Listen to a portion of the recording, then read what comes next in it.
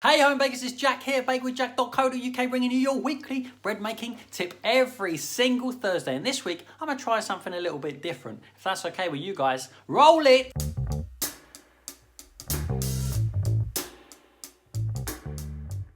Hey you guys, and welcome back to the Bake with Jack YouTube channel, where I share with you a bit of what I know about making bread at home to help you make amazing bread at home. If that's your cup of tea and you haven't yet subscribed, welcome to the channel and consider clicking that button. This week I wanted to switch it up a bit, and you may have seen a little community post that I posted a while ago saying, hey, pop your questions here and I will answer them. And you popped your questions there. There was a ton. So many, in fact, that I have to probably got to divide this up between sourdough and like yeasted bread. So here's the yeasted one. If I don't mention your question here, it's probably because it requires a little bit more explanation and probably a video by itself. So please don't be sad. I've popped it on the main list and we'll get to it in time. Question one. Hey Jack, I've always wondered how to tell if a dough is overworked or has overdeveloped gluten. Have heard that but have no idea what that looks like compared to a dough done just right. This is going to be a painful video, isn't it? Overworked dough is something I want to put to the test in another video, but theoretically, if you overwork it, those gluten strands that you're working, getting long and strong and elasticated, they break down and become short, and the dough becomes sticky and it loses its structure. You can still make bread out of it. Theoretically, it'd be more crumbly as opposed to chewy, but it still can be done with a little bit more due care and attention to the shaping up process. But again, we'll cover this in a major video a little bit later on in the year. Okay, this is an interesting one from Nemanja. Hey Jack, can you talk a bit about how to freeze the bread dough and how to thaw it? Is there a difference between freezing whole grain and regular dough? Any tips and tricks are welcome. Keep going. I will. Thank you very much. I wouldn't bother freezing dough. There's one exception to the dough freezing rule, which is pizzas. I would freeze pizza doughs in nice frozen discs of dough on a flat tray in the freezer without a cover. When they're frozen, I would stack them all up in some sort of Ziploc bag, ready to then defrost as and when I need it. But the reason I wouldn't freeze bread dough, like if I was making a loaf or rolls, for example, is because I don't really see the point. By the time you got it out and defrosted it and let it come out up to room temperature, you may as well have just made a dough in the first place. Jim asks, hey Jack, I still can't get my timing right in terms of fitting baking in with work, etc. Is there a best stage to put the dough in the fridge? And conversely, is there any gone when you definitely shouldn't? Any time when you definitely shouldn't. Okay, you can stall your dough. We've spoken about putting it in the car before and putting it into the fridge. You can stall it and drag out the process to let it fit around your lifestyle. The best time I would stall the dough is after I've made up the dough. After I've made it and kneaded it, I would wrap it in cling film in a bowl, a big bowl to let it grow, otherwise, yes, it does explode, and then put it into the fridge at that point. Then I would take it out, let it come up to room temperature for a bit, shape it, rise it, bake it. There is another point you can do it. You can do it on that second rise, but it is a bit more risky because at some point, imagine this, you've made your dough, you've rested it, it's puffed up nicely, you've shaped it, you've put it into a tin, for example, for a tin loaf, and then you put that tin into the fridge. You can do that. It will slow down the proof, puffing, puffing, puffing, puffing, puffing, and in an ideal world, you would take it straight out of the fridge and put it into the oven to bake. However, while you're sleeping, you don't know what's going to happen. It might rise up and collapse while you're sleeping. This requires a bit of trial and error. You need to know what recipe you can store in the fridge overnight for however long you sleep for in the temperature that your fridge is.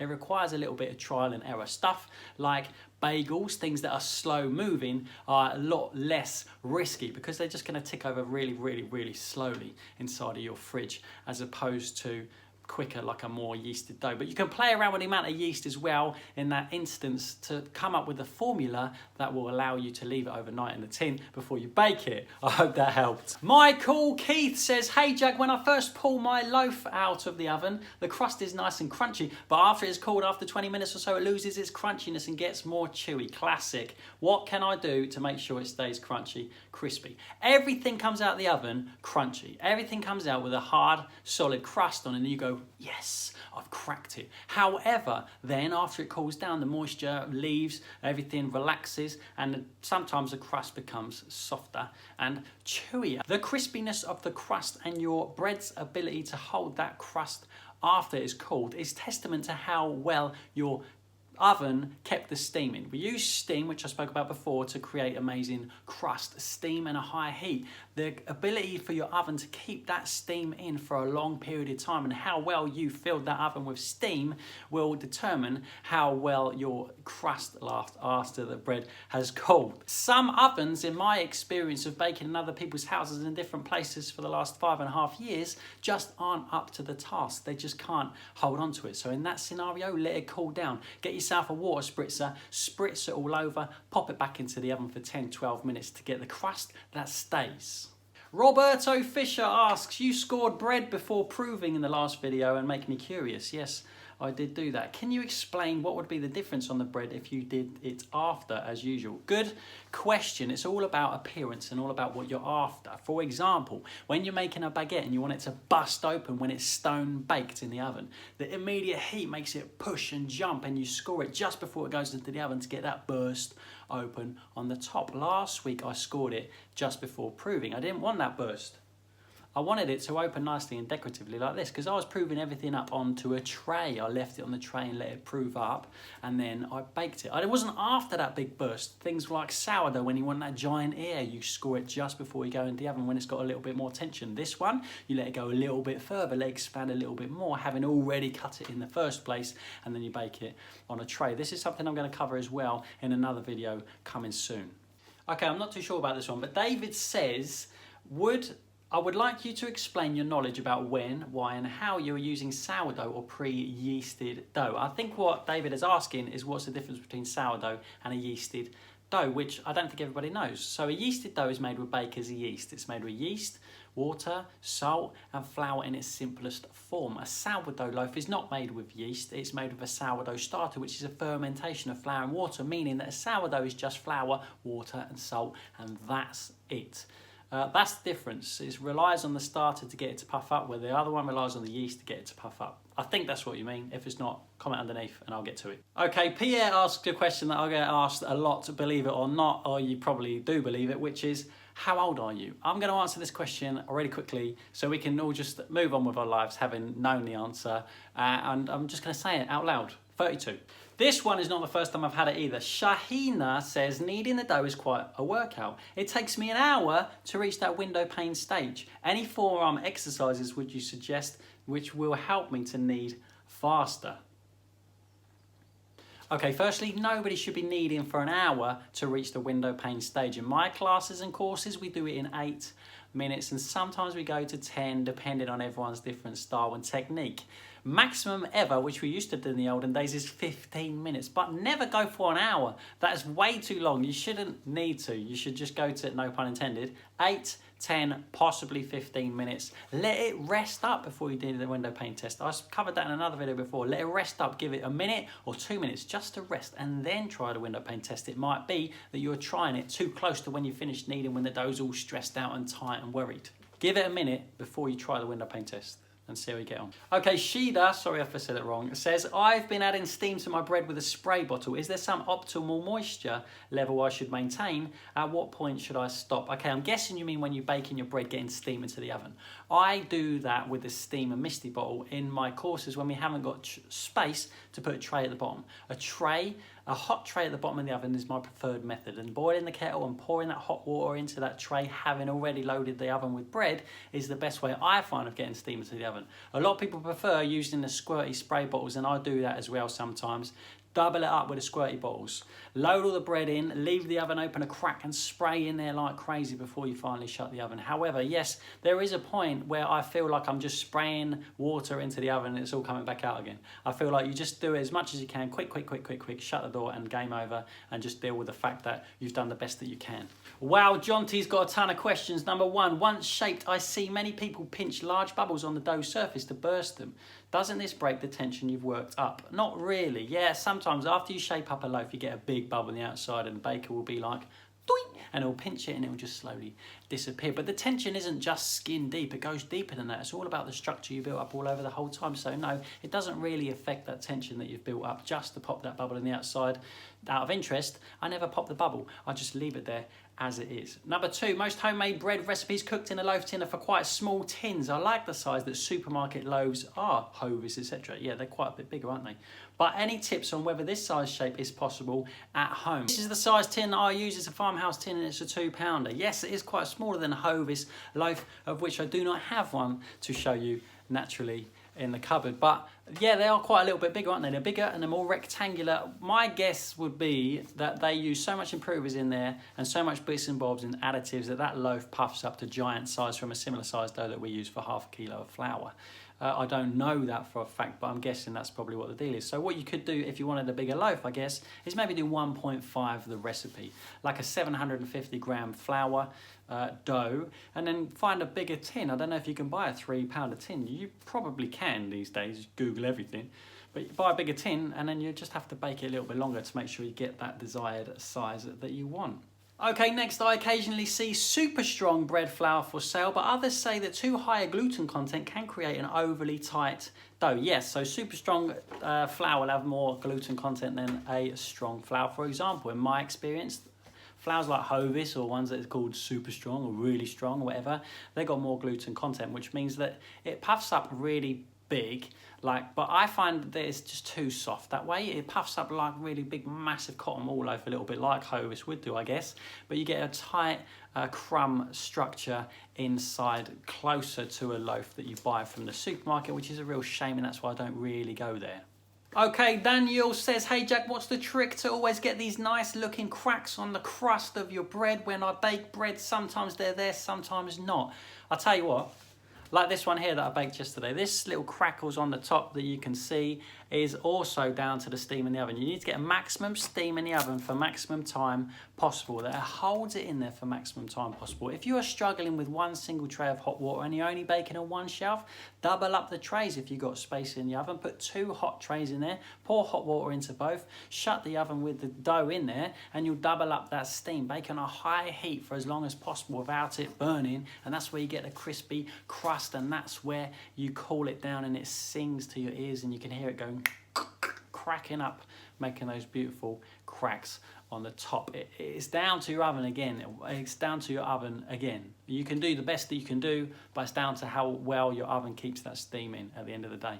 Okay, this has turned out to be a long video, isn't it? Braden Balingal says, what are some good ingredients to experiment with? I frequently use rye flour and I've done 1 loaf with potatoes and made a couple with walnuts and raisins. Other than that, not sure what else to stick in my loaves. Try going down a Mediterranean route. I always go down that route with olives and stuff like that. Olives and fresh herbs. Lemon zest is really lovely.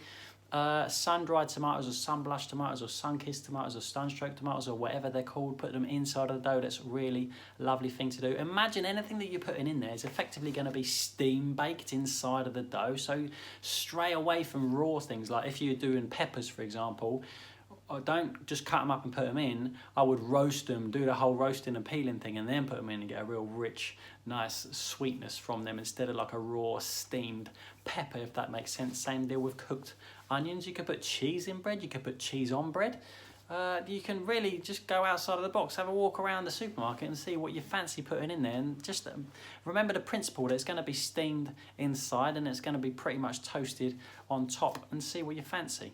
Okay, Kaiten Satsum asks another question about the size of a loaf. Any suggestions for baking a single large ball / loaf? Most recipes are either for 1 to 2 medium loaves, like mine probably. This leaves me in a bit of a quandary when I want to just have 1 large ball. Okay, so I didn't realise, I thought the loaf size is a loaf size, but maybe you guys out there expected something bigger, I don't know, but yeah, effectively you can just take a recipe for bread, double it up or times it 1.5 and make that. The only thing you've got to worry about is the baking time. You're going to have to bake longer to get to the middle. If you doubled up, like normal, for me, ½ kilo flour loaf, I would bake for 40 to 45 minutes. If you doubled it up and made it a kilo of flour, I'm probably looking at about 1 hour and 15 minutes, I reckon. Give it a try. Let me know how you get on. As always, put it on Instagram with a hashtag #BakeWithJack, and I will see the thing. That's the second one I've had about size of loaf, which is really interesting. Maybe you guys expected something absolutely huge. I don't know. Okay, Anas3 Lickhand says, my dough always tends to stick to my proven basket unless I use a lot of flour, and I mean a lot. The dough fully coated in flour and the basket liberally covered in flour. I'm using coarser flours too, such as rye or wholemeal. That would be my first go-to. Something coarse, something wholemeal. Is this the norm I have? I got a dodgy proving basket. Don't blame your basket.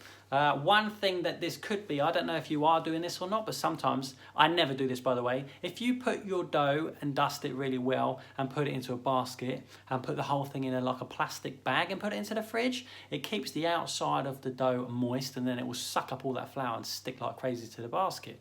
If you are just putting in bare to the wind, put it into the basket and put it into the fridge with no cover on it, it gets its own skin on the outside and therefore doesn't suck up that extra thing. What you can try, a lot of people use rice flour, I don't use it, but I have in the past used semolina, coarse semolina, that works really well and you get a little bit of crunchiness on the outside crust of your loaf after you baked it.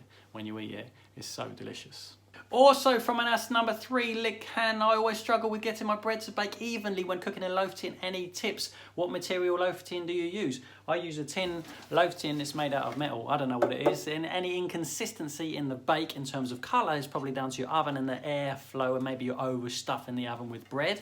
Or any inconsistency in size of like rice going sideways, for example, could mean that heat is inconsistent, therefore hitting one side before it hits the other side, causing it to burst that way, or that you've shaped it inconsistently some way or another.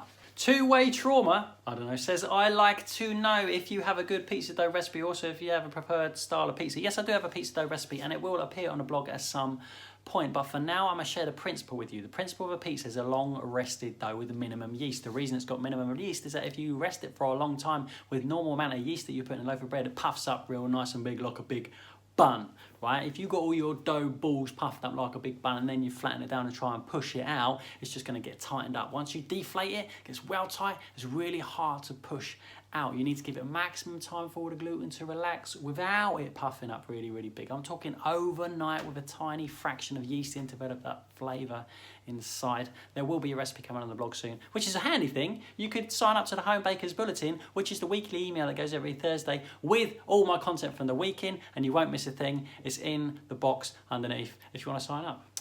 Icky says, hi Jack, I've always failed at baking baguettes with crusty, crunchy crusts. Another crust question. The inside is nice and soft, but the crust is absolutely tough. It does have a bit of crunch, but mostly leathery. I do add steam to the oven, but I can only heat up to 230 degrees. Could that be a problem? Should I just move on to other kinds of bread instead? Thank you. No, don't move on to other sides of bread. It's not your oven's fault. It only goes up to 230. Mine only goes up to 230. Everything comes out really nice. Maximum steam is what you need. Maximum heat, maximum steam for the longest time possible. Baguettes I normally bake for about 15 to 20 minutes or maximum heat with as much steam in as possible. I spoke about that earlier. Don't move on. Keep at it. You'll get that crunchy baguette and you'll be like, boom! And if you don't get it straight away, if it does soften up, remember that thing I said about water earlier. Give it a spray of water, return it to the oven for 10, 12 minutes, and it will come nice and crusty, and that crust will stay with you. EM has the last question of the day and was possibly the longest video ever. If you're still here, well done. You stuck it out. It's like a marathon. How about how best to preserve and store your baked bread? Like, if you were to bake 2 to 4 half-kilo balls of bread, how would you go about preserving them that isn't ready to be consumed right away? Right, so if I was baking multiple loaves of bread, which is what I do, there's no point in making one loaf of bread. I always bake 2 loaves of bread or 4 loaves of bread in one go, and then what I do is freeze them up. A big loaf of bread, I would normally slice it and put it into the freezer. I would slice them all. I'd have a big slice off session, getting all the crust shrapnel all over the kitchen before I sweeped it away. I would slice it and put it into the freezer. That way you can take it out slice by slice, you get minimum wastage, because you can always make a frozen sandwich, you put it in your lunchbox and take it to school, or whatever you want to do, or put it straight in the toaster from the freezer. Or you can keep them whole if you're going to go through it and you don't think you're going to waste any. Keep them whole. Wrap them up in cling film really, really well. If it's a big loaf, wrap the whole thing up in cling film, put it into the freezer, take it out, leave it on the side overnight to the following day. If you want to get the crustiness back, pop it into the oven for 10 minutes or so.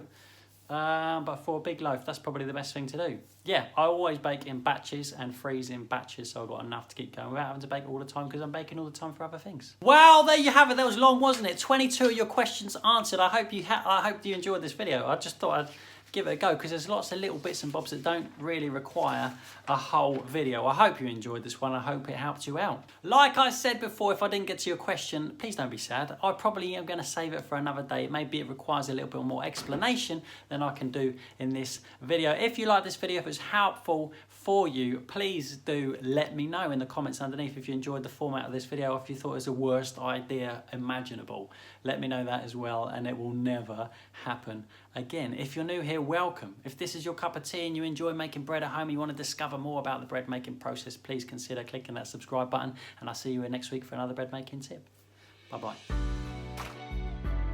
This video was brought to you advertisement free because personally I don't like them and I wouldn't wish them on anybody else. Because of that, there's no monetary income from YouTube for my work here, and if you'd like to contribute in some way, if you'd like to support my channel here, you can buy stuff. Scrapers and cloths and bread making bits and bobs are available from the Bake with Jack shop, shipping literally wherever you are in the world. Just visit bakewithjack.co.uk/shop or click the link underneath in the description of this video. Thank you. See you next week.